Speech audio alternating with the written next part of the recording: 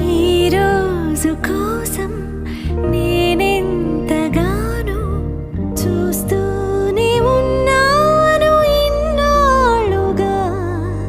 మౌనాలు అన్నీ మాట్లాడుతుంటే కనువిందుగా ఉంది తొలిసారిగా.